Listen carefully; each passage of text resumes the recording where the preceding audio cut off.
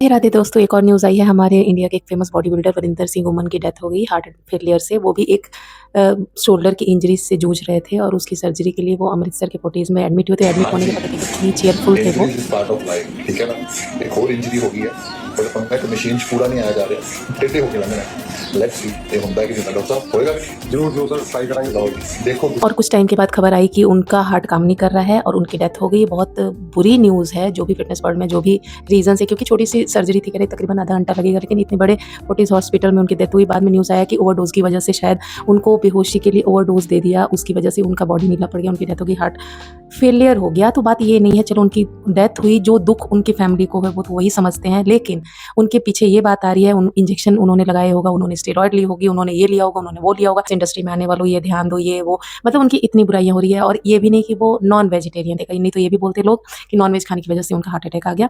देखो, जिससे जाना है जब वो तो उसी समय जाएगा, जब तक भगवान ने लिखी हुई है तब तक लाइफ है। लेकिन अगर किसी की डेथ हुई है, किसी की फैमिली को दुख हुआ है, कोई भी बिना टाइम के किसी की डेथ हुई, किसी भी रीजन से गई हो, या तो केयर नहीं हो पाया, या तो ठीक से सर्जरी नहीं हुई, या ओवरडोज हुआ, जो भी हुआ, एटलीस्ट हमें दूसरे की रिस्पेक्ट करनी चाहिए। कि किसी की डेथ हुई, ये नहीं है कि उसने स्टेरॉइड लिया होगा, उसने दवाइयाँ ली होगी, उसने डब्बे खाए होंगे। ये टोटली रॉन्ग है और ये ऐसे हम किसी का डिसरिस्पेक्ट हमें नहीं करना चाहिए।